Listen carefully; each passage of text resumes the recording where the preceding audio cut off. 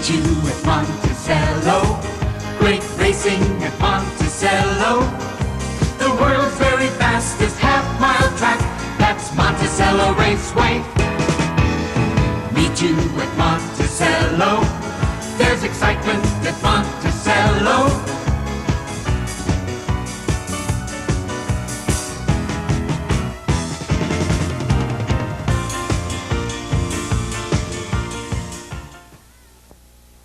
Good evening. I'm Gary Sussman, and welcome once again to the Inside Track. And I hope you had a very enjoyable and pleasant Memorial Day weekend.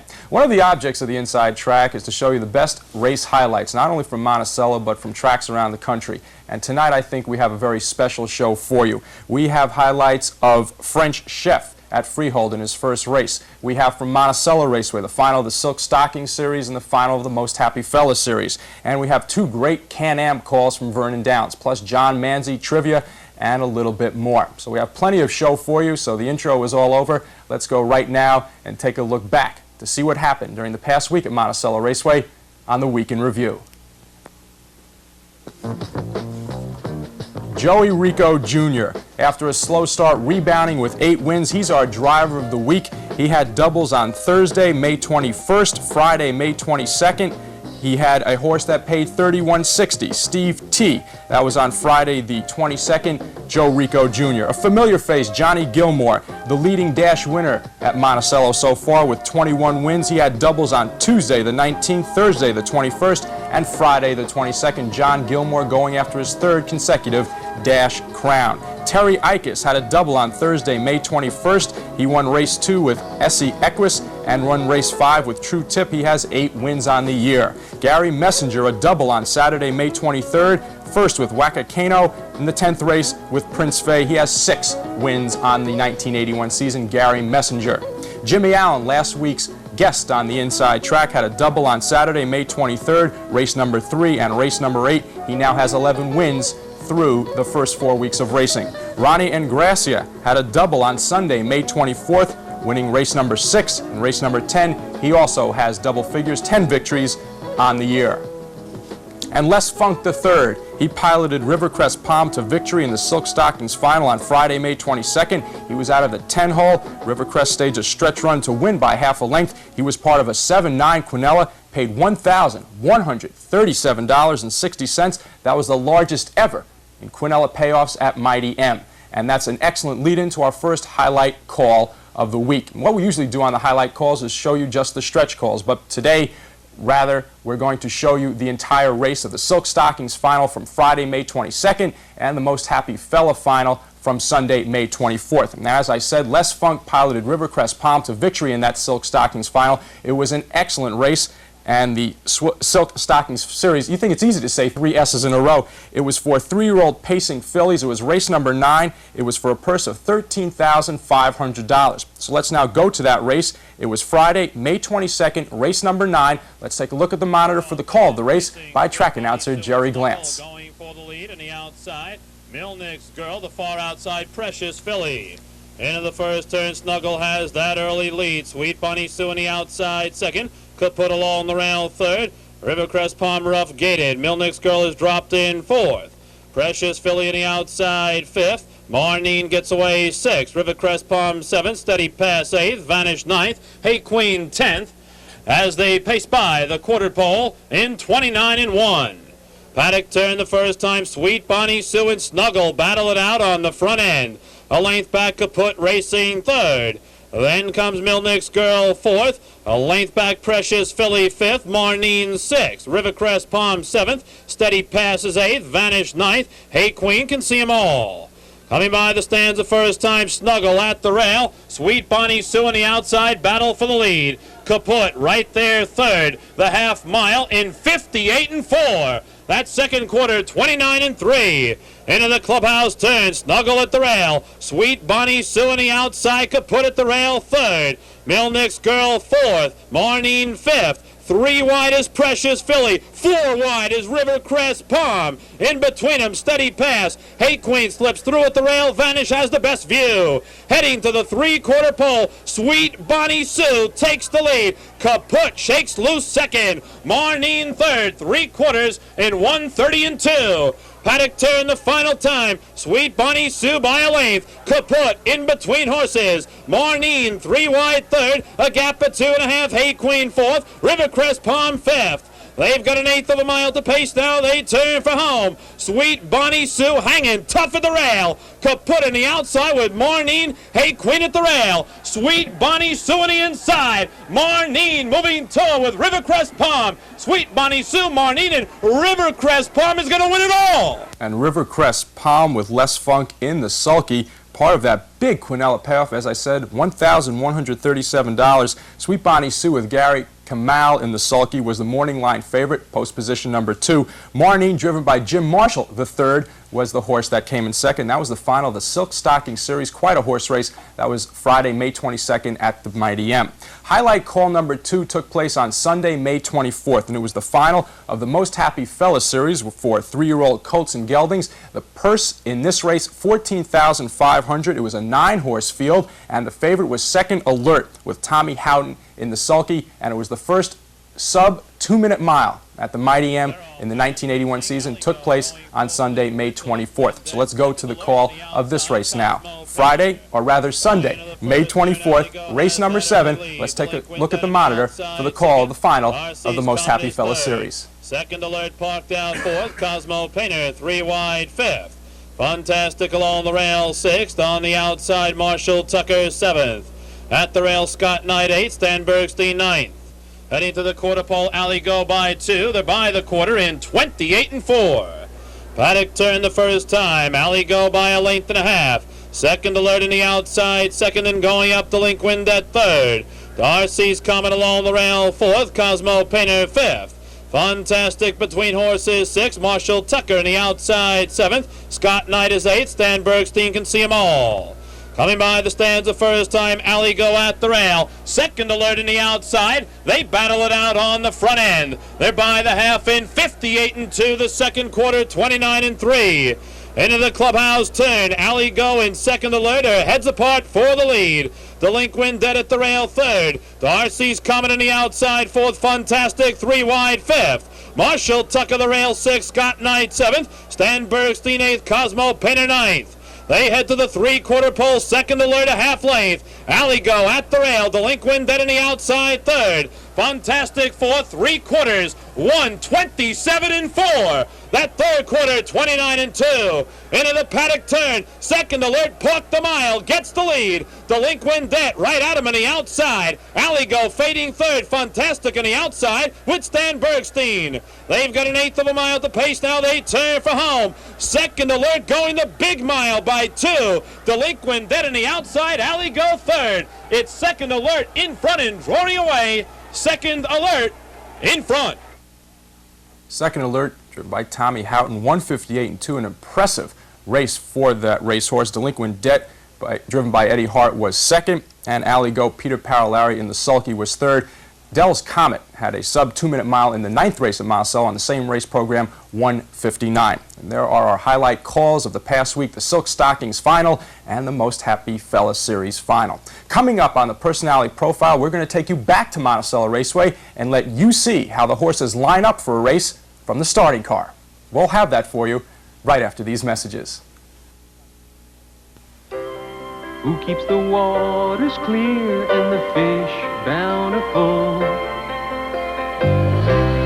Who keeps the land clean and safe from harm? For you, so you can enjoy New York, New York. Let's keep it in the great state it's in. A world where wildlife cannot live isn't fit for man.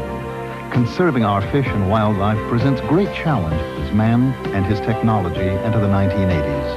Help the New York State Department of Environmental Conservation meet this challenge. For information, write Wildlife Albany 12233. So you can enjoy New York, New York. Let's keep it in the great state it's in.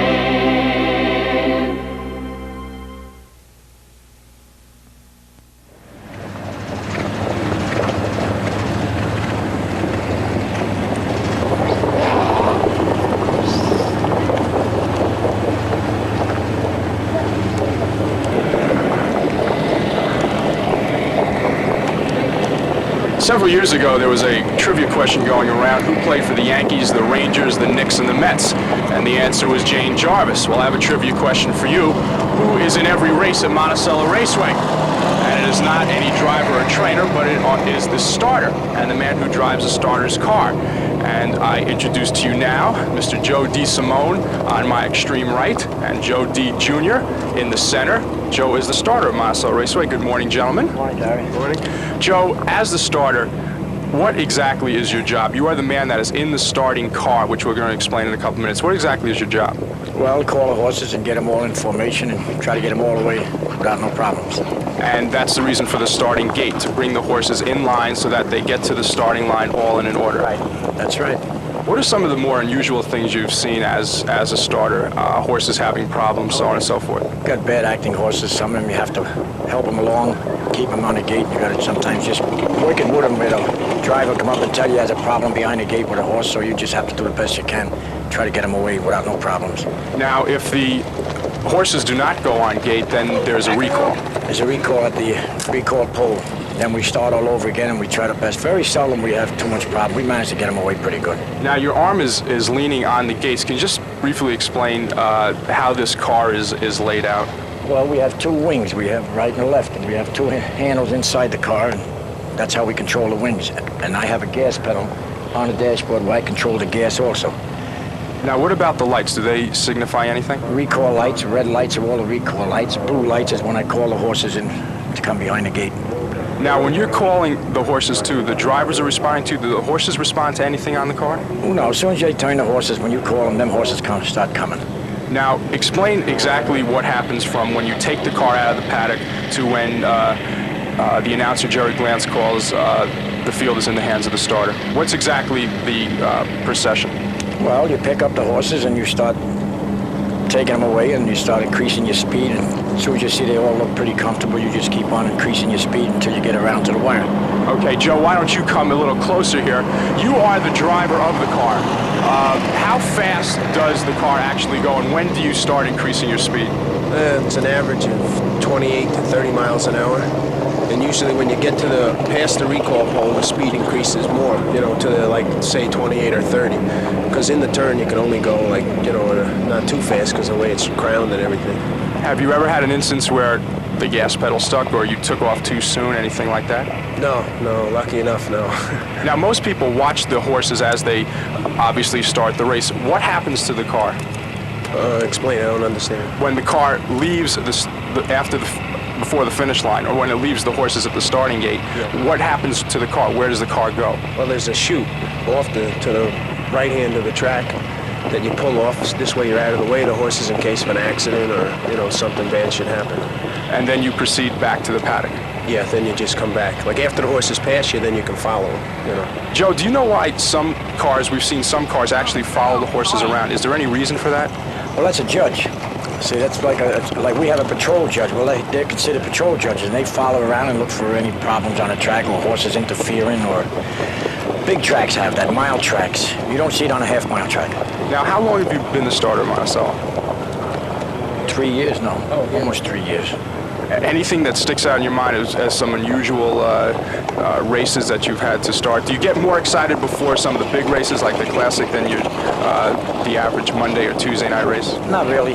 Yeah, I mean, of course it's a nicer race, nicer horses, and they're all pretty well about the same, so you have no problem with them. But a race is a race, really. Do you feel a little anonymous, that no one really knows who you are? Not really. One of the things we're going to do now is we're going to go into the car, and we're going to put the camera and myself into the car and let you see as the car leads the horses to the starting line. And we're on a beautiful morning here at Monticello, qualifying races. Joe, briefly explain exactly what the qualifiers are. Well, these are horses that are going to have to qualify before they race. And they have to hit a certain time in order to be eligible. 2:10 is for paces, it's 2:10, and for trotters, it's 2:12. They got to get the qualifying time, and they also got to be on the gate when we cross that wire. If they're off that gate any kind of a length, 3/4 or a half a length, they will not qualify. Okay, and that's where... Even though they go to time. Okay, and that's where we are now. Qualifying morning at Monticello Raceway. We have these every Tuesday and Friday morning. So let's go into the car and let you see exactly what happens as the car goes to the starting line.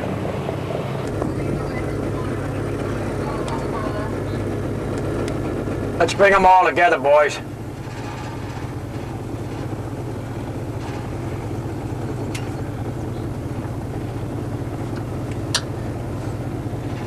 Okay, Joey. We just went outside, calling hammers to hell.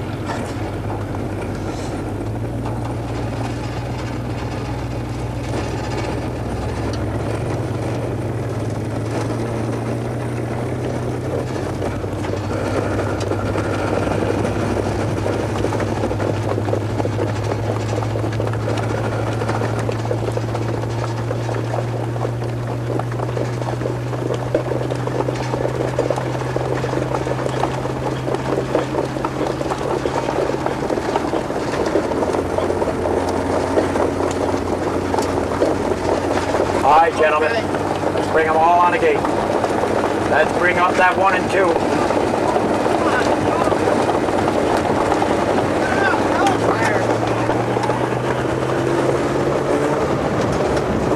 Who's on, Ronnie?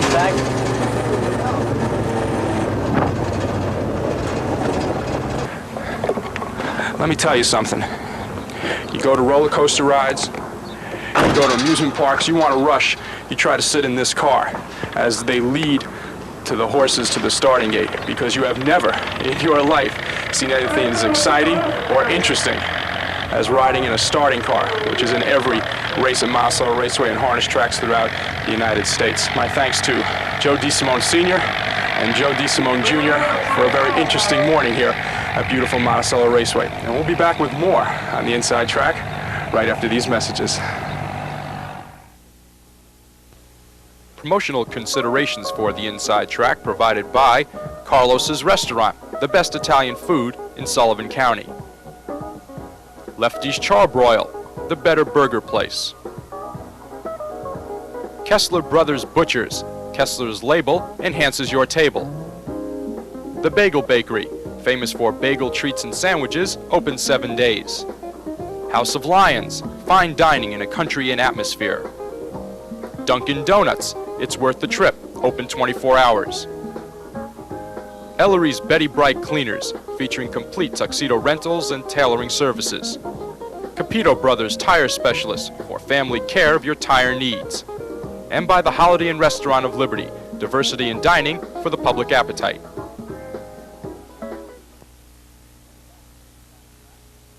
Welcome back to the Inside Track, and I welcome you to the Professor portion with Mr. John Manzi. Professor, good evening.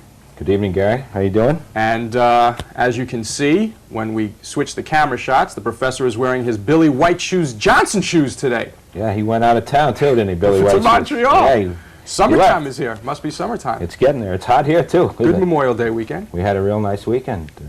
Some 10,000 fans over the 2 days. It was a great weekend. Good weather, good crowds, good great races. racing. Boy, the second alert horse. What a nice horse Tommy Houghton has there. Very impressive trip. Hung 3/4 of the mile and made the front and still won. More impressive than French Chef's victory, I think.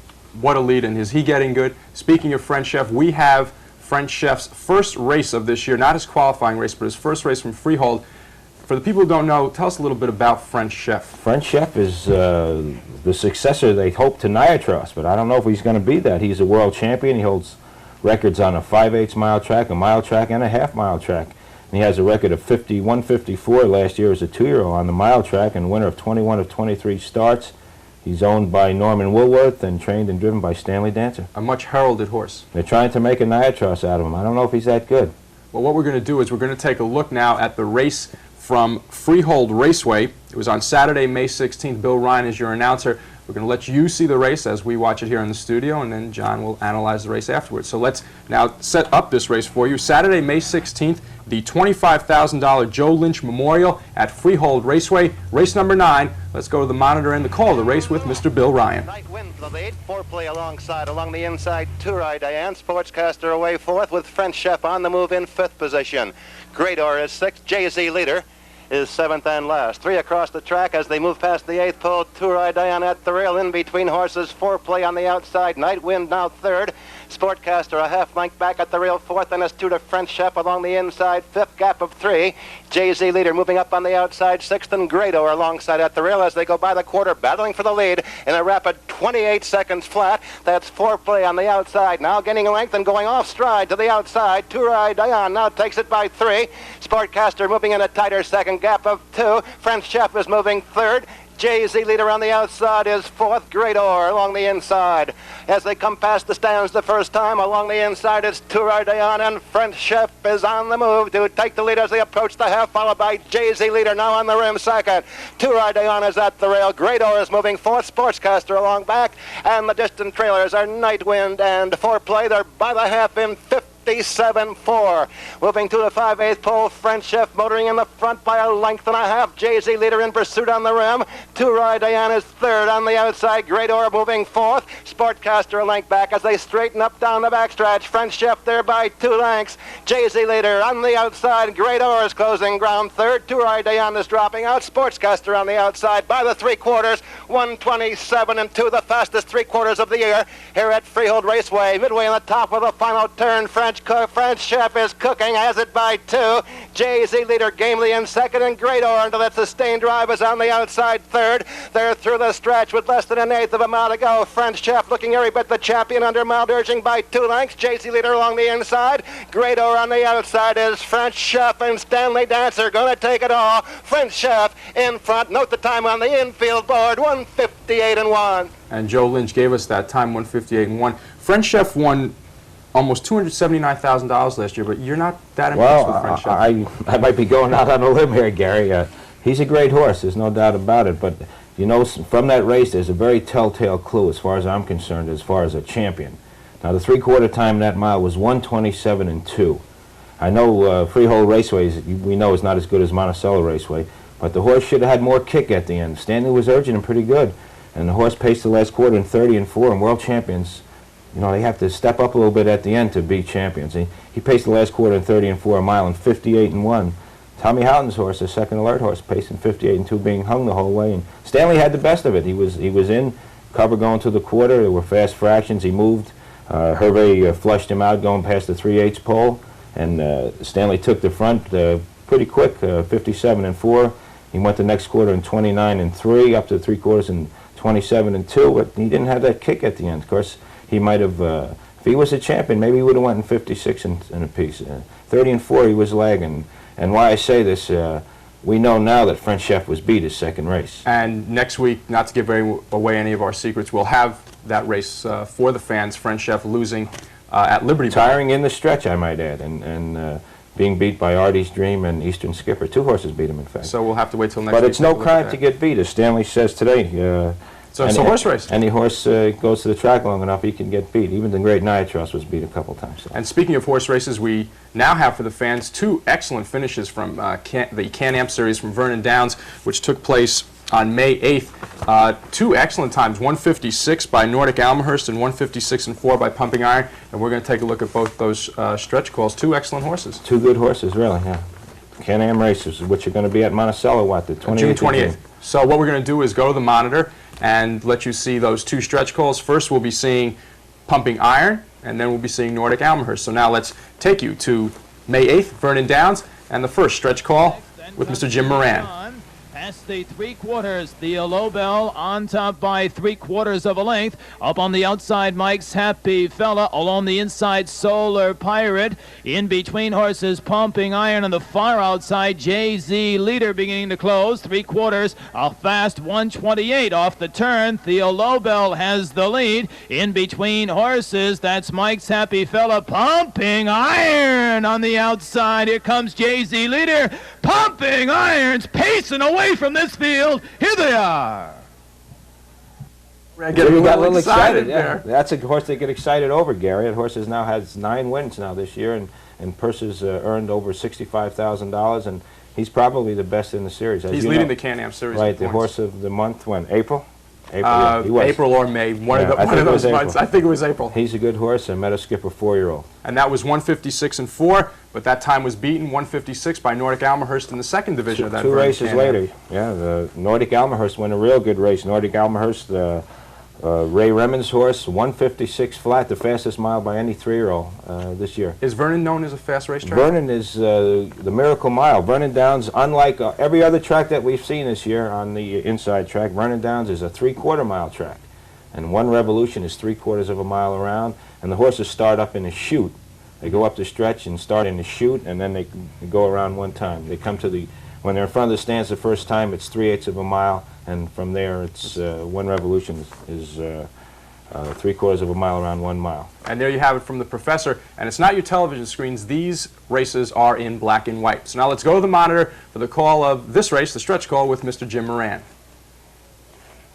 Down is 5th, then it's Meyer Lobel approaching the 3/4. That's Way to Do on the front end by a neck. On the outside, Finney and Hanover drawing closer. Up on the limb in 3rd, Nordic Elmhurst. At the rail, Wilson Dotzer is 4th. Then comes Countdown in 5th, and Meyer Lobel 3/4, 1:27.3. As they swing off the final turn, that's Finney and Hanover between horses. On the outside, Nordic Elmhurst full of pace down along the inside, Way to Do, and coming on Wilton's Dotzer. It's now Nordic Elmhurst pacing up a storm. Here they are. Fine races from the Vernon Downs Can-Am, and our Can-Am is when?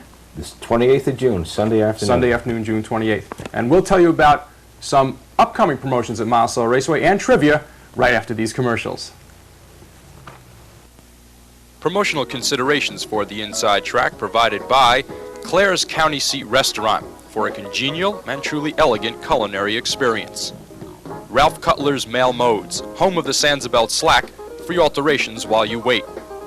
The Down Under Lounge, if it ain't happening at the Down Under, it ain't happening. The Canton Restaurant, in Monticello, Chinese means Canton, open 7 days. The Valley Inn, where to go for sandwiches, burgers, and Connie's special cheesesteaks.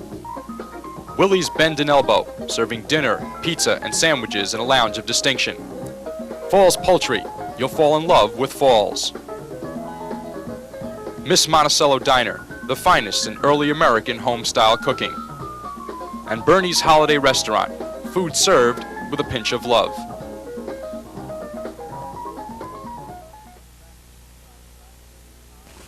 Welcome back to the Inside Track. Trivia time. Last week's winner, Mr. Bob Foreman of Bayside, Queens, saw the show up in Monticello, and he answered that Hervé Filion was the all-time leading money winner, and he wins dinner for 2 at Monticello Raceway. Professor, why don't you give us the question, not the answer, just the question Just for the this question. time. Who had the most wins on a single program at Monticello Raceway, and how many was it? You know the answer. I know the answer. I don't know the answer to this one. Well, if someone I'll look it up, though. They I have the book. They can just write to the Inside Track. It was on their television sets. Inside Track, Monticello Raceway, Monticello, New York, and you can win dinner for 2 in the Ichabod Crane Dining Terrace dinner for 2, not to exceed $25. Just send us a postcard or a letter and come up and visit us at the Raceway. Professor, at the Raceway, coming up May 31st, Sunday, May 31st. It is the Mamiltonian, featuring Joe Gunga Romano riding the elephant and Eddie Chic Heisel on the camel. Let's take a look at those 2 brave fellas. There's Eddie Heisel. The Sheik. The Sheik, who'll be riding the camel. Koch, a pacing cattle, and Joe Gunga Romano riding Nellie, the trotting elephant. That's Joey. That's Sunday, May 31st. It's going to be a good one. Free rides for the kids, Gary. At 12 o'clock. So if you have any children you'd like to bring down, you can have a ride on the camel or the elephant. And that race will take place between races 3 and 4 on the It looks program. like it right now, yes. Post time is 2 o'clock, by the way, on Sunday, so it'll be. And then the big one after that, the following week. Women's mud wrestling. Oh, was that a good one? Lady mud wrestlers. Lady mud wrestlers. Somebody said they're wrestling in a pool of... Can't say it. Can't say it. John Manzi, once again, diving off the deep end. Lady mud wrestlers on June 7th. May 31st, the Mamiltonian, and on June 14th, a announced event, Driving Championship. The Driving Championship, already finalized, will be Cat Manzi, Billy O'Donnell, Johnny Campbell, and Benny Webster will be here to race our boys. Versus 4 of the leading drivers from Monticello Raceway. Raceway. We'll pick them probably next week. And we'll announce them next week. So there it is. May 31st, the Mamiltonian, Koch versus Nellie. June 7th, Lady Mud Wrestling. June 14th, Driving Championship, Meadowlands versus Monticello Raceway. And much, much more. And much, much more. Professor, thank you very much. And there we have it, another version of the Inside Track. My thanks to the professor, my thanks to Joe DeSimone Sr. and Joe DeSimone Jr. and to Dick King for the film segment on the starting car. And we'll see you next week. I'll get it straight. We'll see you next week with more tape highlights and interesting features on the Inside Track. Good evening. Meet you at Monticello. Great racing at Monticello. The world's very fastest half-mile track. That's Monticello Raceway.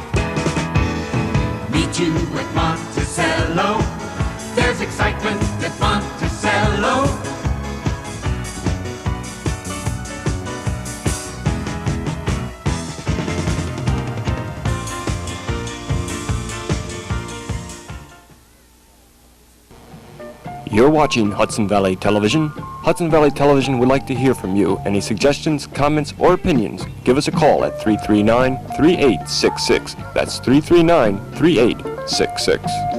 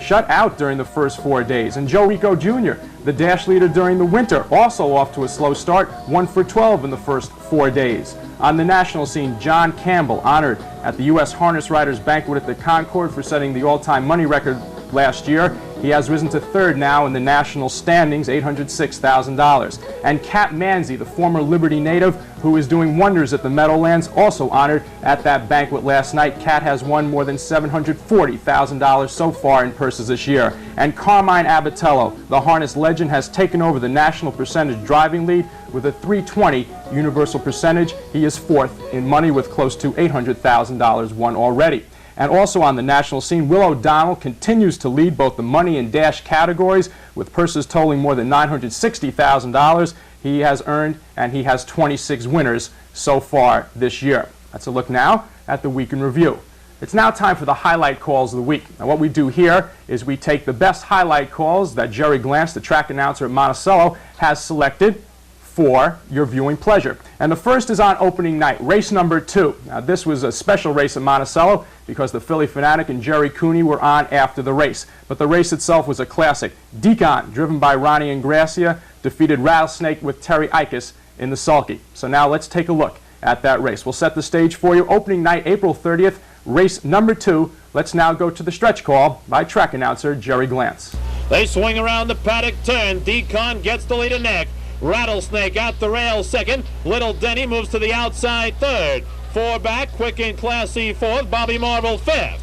They've got an 1/8 of a mile to pace now. They turn for home. Rattlesnake rallies at the rail to regain the lead. Deacon down the middle track. Little Denny on the outside. That's Rattlesnake with the lead. Deacon still moving at him on the outside. Rattlesnake's going to win it all. But there was an objection in that race, and Deacon ended up to be the winner. Ronnie Ingrassia, the winning driver, 2:05, the winning time. The second highlight call of the week, the Maurice Bergeron Memorial Pace. This was the 9th race at Monticello. Maurice, in case you do not know, was tragically struck down by cancer approximately a month and a half ago at the tender young age of 44. In this race, George Gilmour had his second win of the racing season opening night. It was race number 9. So let's now set the stage for you. Race number 9, opening night, April 30th.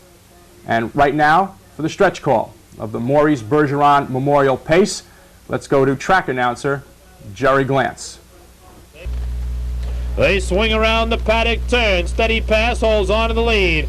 Vanish still at her on the outside. Rivercrest Palm right there third. Lee's sister Susie fourth.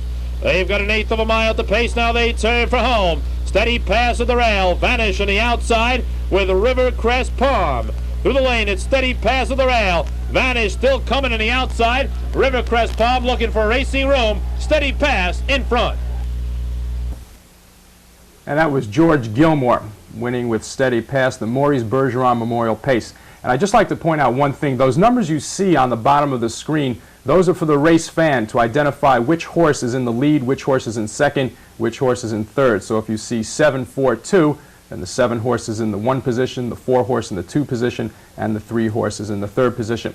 Let's now go to the 3rd highlight call of the week, and this took place on Saturday night, May 2nd, and a classic horse race that it was. Gary Messenger with Marshall Napoleon coming from behind to take over Sweet Ship, driven by Jimmy Allen. So let's set the stage for the 3rd highlight call. Saturday night, May 2nd, race number 5. Let's go to the stretch call by track announcer Jerry Glantz. Sweet Ship, 5th, 3/4 in 1:34 and 2. Paddock turned the final time. Donna Payson at the rail. Steady Tulip in the outside 2nd. Vanston Yankee along the rail 3rd. Sweet Ship in the outside 4th. Marshall Napoleon comes on 5th. They've got an eighth of a mile at the pace. Now they turn for home. It's Donna Payson with the lead. Steady Tulip down the middle of the track on the outside. Sweet Ship. Vanston Yankee along the rail. Donna Payson has the lead. Marshall Napoleon and Vanston Yankee along the rail. Marshall Napoleon's going to win it all. Marshall Napoleon with the late rush capturing our 3rd highlight call of the weekend. Of course, my thanks to Jerry Glantz for his excellent race calls and his selections. Coming up on the personality profile, a look inside Monticello Raceway at some of the behind-the-scenes things, and that's the program director, Mr. John Flynn, coming up right after these messages. They said it couldn't be written. The book that hit America like a runaway locomotive. For the life of me, Foster, your obsession with that book escapes me. It's only a catalog. The book that's helping America find a better way to live. From the Consumer Information Center of the U.S. government. What do you find in that catalog? Something you could never give me, Lillian. More than 200 fact-filled federal publications listed inside. More than half free. Booklets on home and car repair, weight control, keeping household records. I've read them all. To be the man you want me to be. The book you have to read. The price you won't believe. It's free. The new Consumer Information Catalog. Just write New Catalog, Pueblo, Colorado, 81009. That's New Catalog, Pueblo, Colorado, 81009. Send for the book. Don't wait for the movie.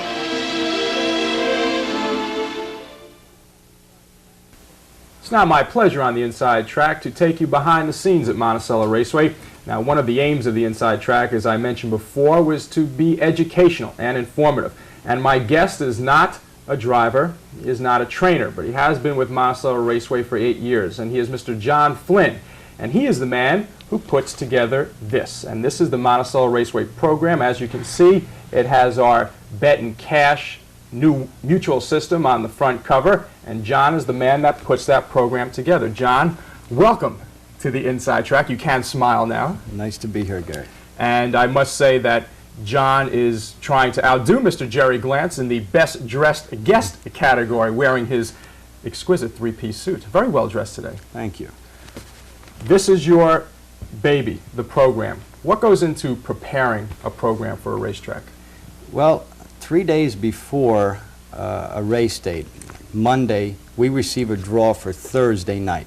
Now, when you say a draw, just a draw, meaning the draw of the horses? The draw of the horses. Okay. From the race secretary's office. We then send that draw to the print shop, who puts together a proof for us.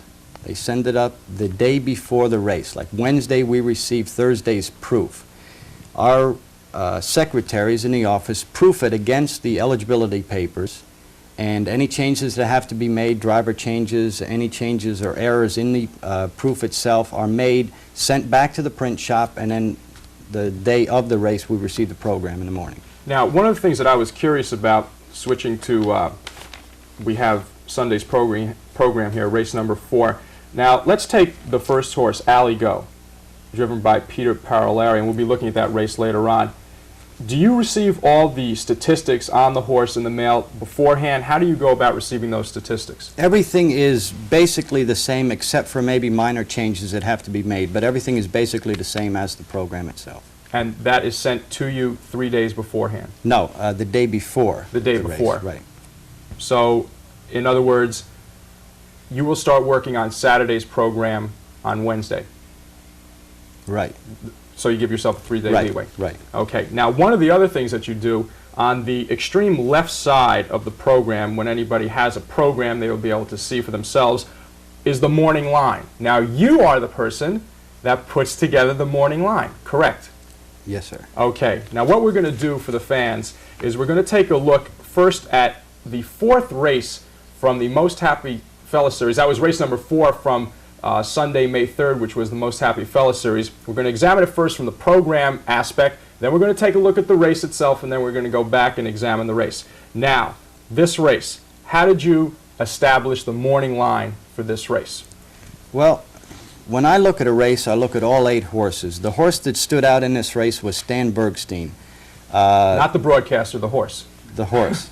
The name itself, people, it's funny, but people bet a name. Stan Bergstein, a well-known man in our profession. The breeding on the horse, people look at breeding a lot. A Nero out of a high ideal mare. He's been racing in New York very well. He shows a mile of 2, 1, and 4. And he's certainly got the speed to beat any one of these horses. So I make him the favorite. He looks to go off the favorite. Hard to make a second choice in the race. I made 3 9-2s. The top of the one horse, Aligo, shows some decent miles at freehold. Horses improve coming from freehold. They improve on Monticello Raceway. Haughty Knight, horse from New Zealand, get bet heavily. This horse shows some very, very good miles at mile and 11/16, a mile and a half. He shows really good times. At the bottom of the program, the 8-hole, Marshall Tucker, hasn't raced this year. Shows a 58 4 mile at Syracuse last fall. Shows a fairly decent qualifying time at Yonkers Raceway, so he will get bet. After that, also Rands. When you establish the morning line, do you already have the post positions of the horses? Certainly. Because wouldn't it make sense that that has a lot to do with how a horse is going to fare in a race? Oh, sure, sure. Inside horses will get bet just for having the inside post. So before the race, you figured Stan Bergstein to be the favorite with Aligo and Haughty Knight second and third choices. Yes. Okay, so that's what we had before the race. John Flynn, the morning line man, the program director, had selected Stan Bergstein as the favorite, Aligo and Haughty Knight second and third, and you just heard the reasons why. So now let's take a look at this race. This was Sunday, May 3rd, the 4th race, the first in the Happy Fella Classic Series, and we'll be discussing that after the race. So let's let you now take a look at the race and see exactly what happened.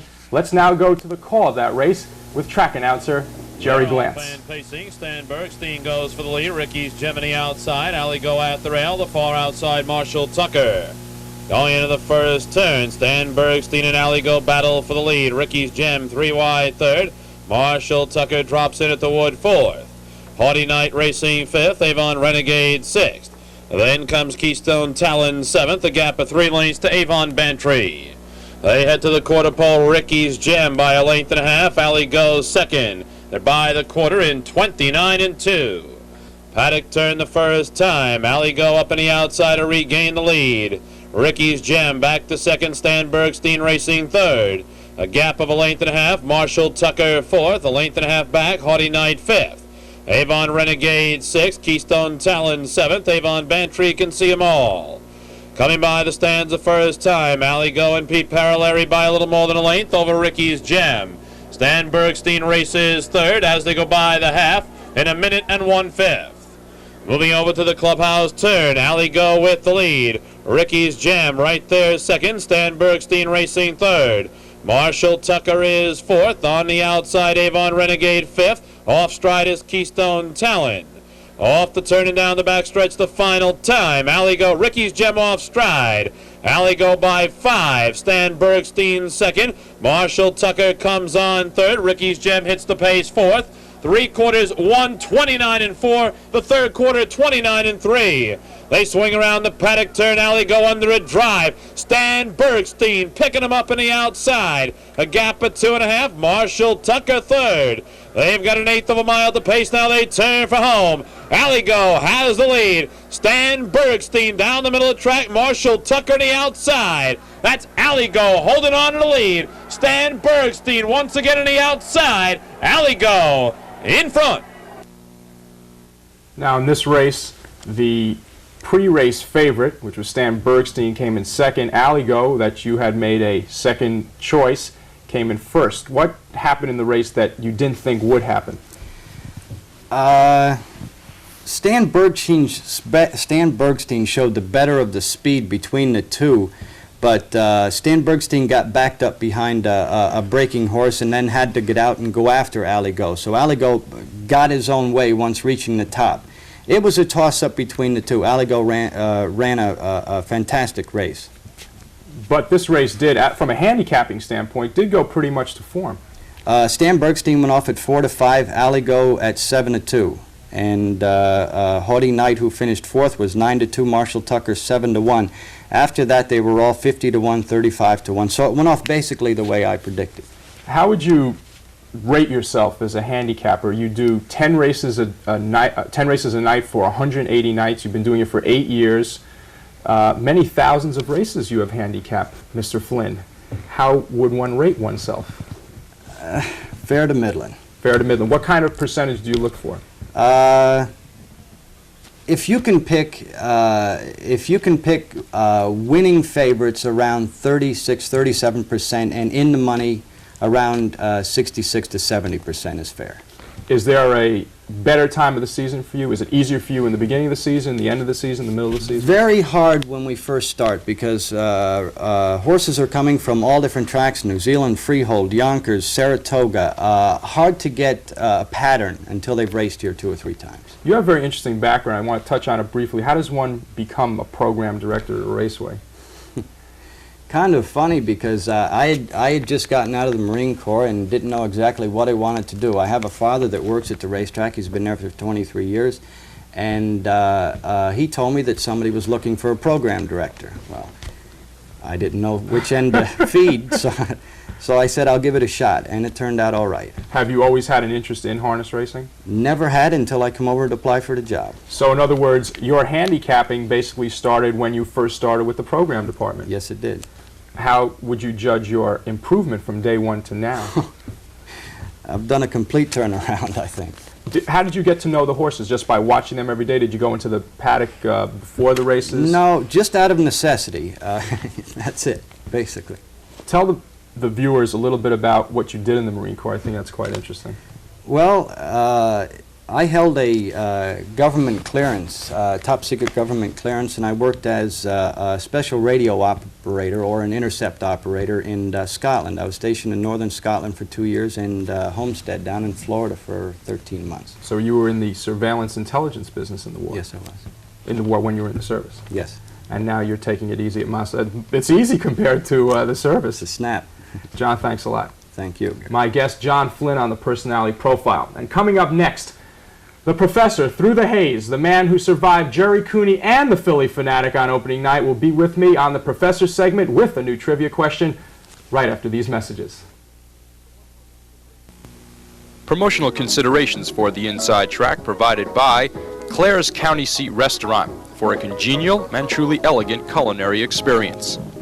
Ralph Cutler's Mail Modes, home of the Sandsabelt Slack, free alterations while you wait. The Down Under Lounge, if it ain't happening at the Down Under, it ain't happening. The Canton Restaurant, in Monticello, Chinese means Canton, open 7 days. The Valley Inn, where to go for sandwiches, burgers, and Connie's special cheesesteaks. Willie's Bend and Elbow, serving dinner, pizza, and sandwiches in a lounge of distinction. Falls Poultry, you'll fall in love with Falls.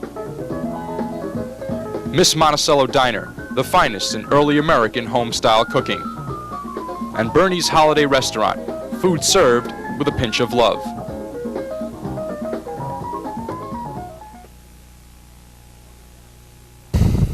Welcome back to the Inside Track. Time now for the Professor segment with my guest, the Professor.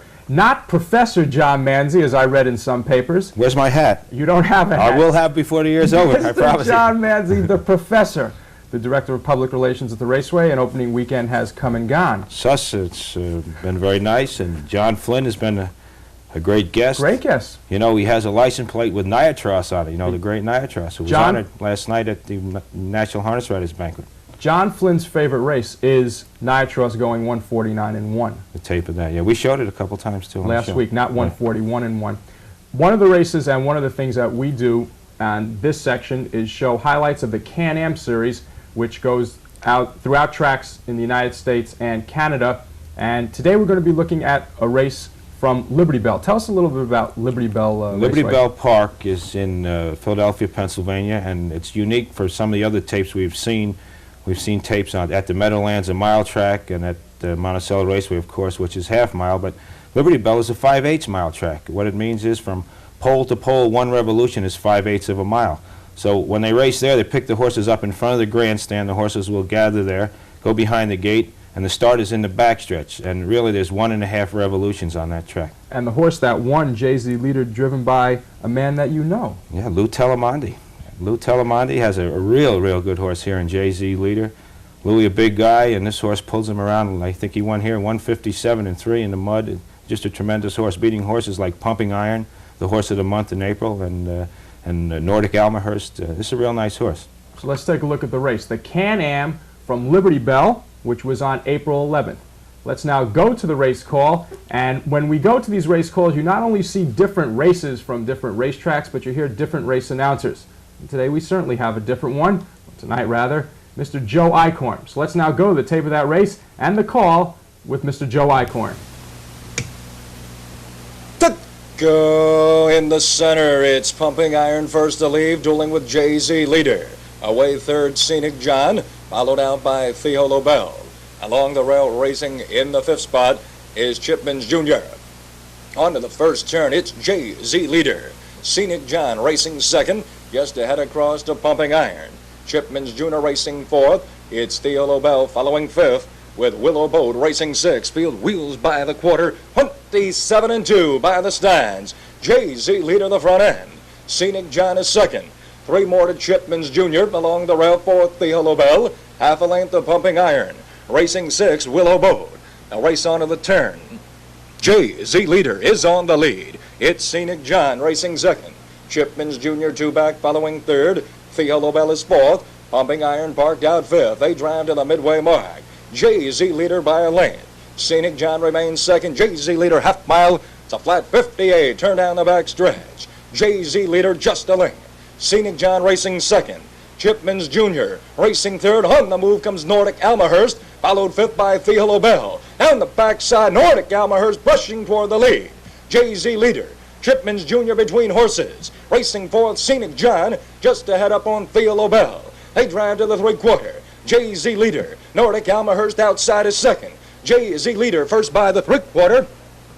127-3 on the final turn. It's Jay-Z Leader. Along the rail, Scenic John. On the outside, Nordic Almahurst. Going 4 wide, Theo Lobel, followed by Chipman's Jr. They straighten away, turn home. Jay-Z Leader, Lou Telemondi first there. It's Jay-Z Leader. Here comes Theo Lobel on the outside, racing through the lane. It's Jay-Z Leader. Theo Lobel between horses, Nordic Almahurst. Into the deep stretch, Jay-Z Leader.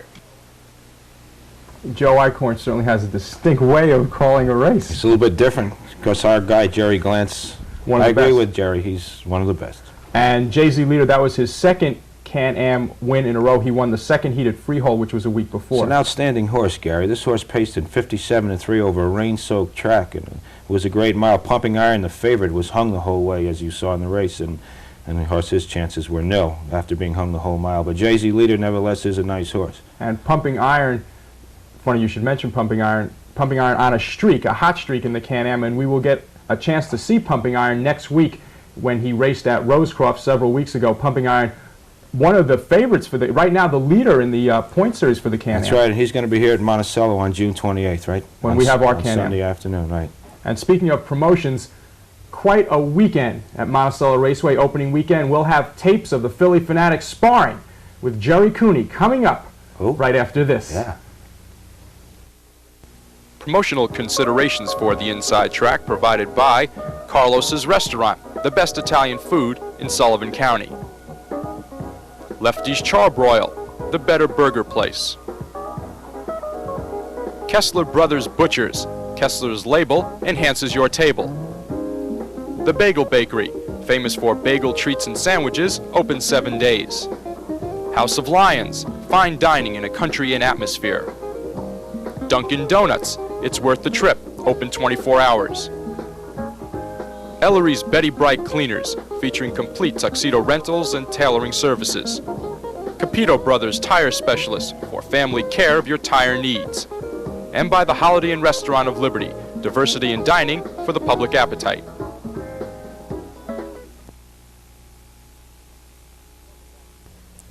Welcome back to the Inside Track. I'm with the professor, Mr. John Manzi. Can I ask you a personal question while we're sitting here? Well, if it's not too personal now. Not too personal. When did you start smoking a cigar? When they started giving them to me.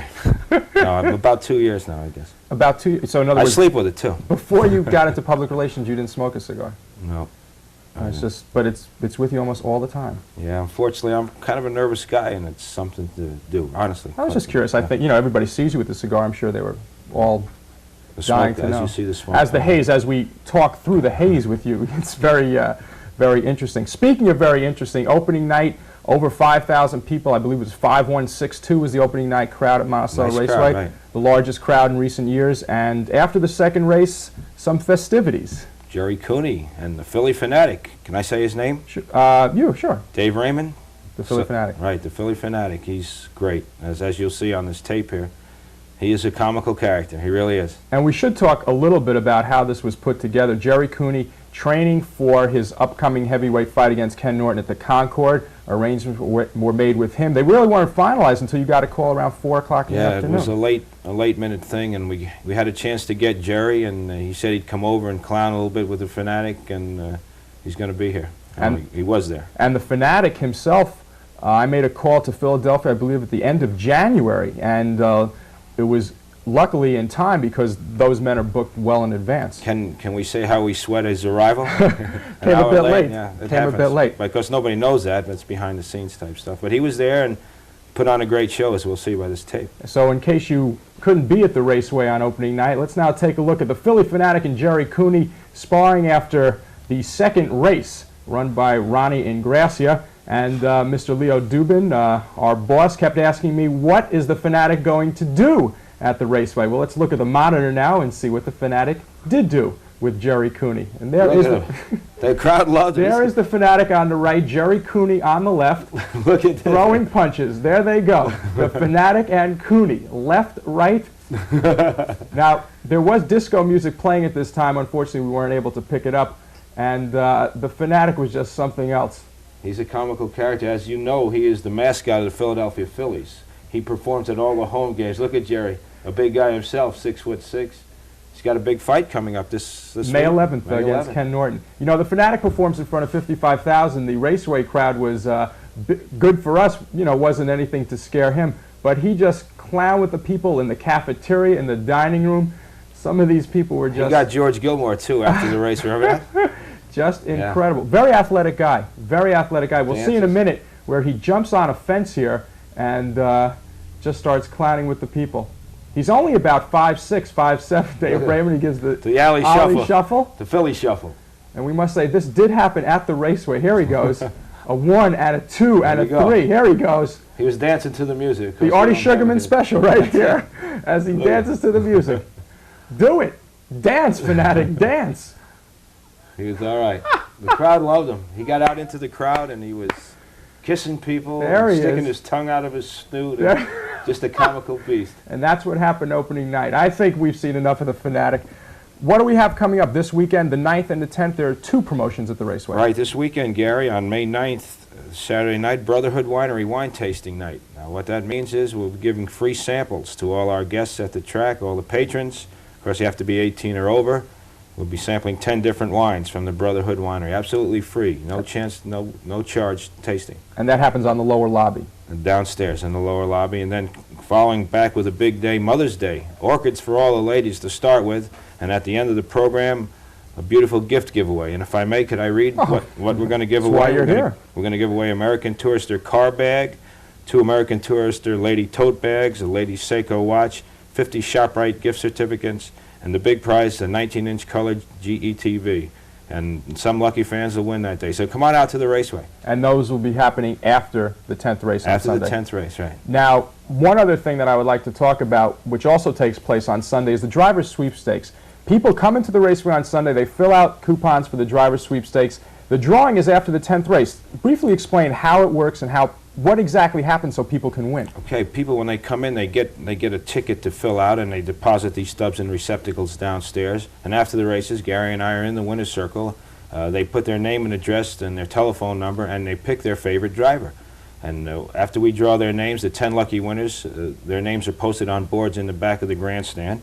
And every time their driver wins next week, they have an equivalent of a $2 ticket riding on them. And we've given away over $8,000 last year in this contest. And it's a nice contest. It's free. It doesn't cost anything. It's just another special at Monticello Raceway. And people don't have to be at the raceway in order to collect their money. We mail you the money. All you do is you just have to write your name on a piece of paper, and the money could be yours. Don't forget to name the driver, though. Some people forget to put a driver down, and obviously they have no winner.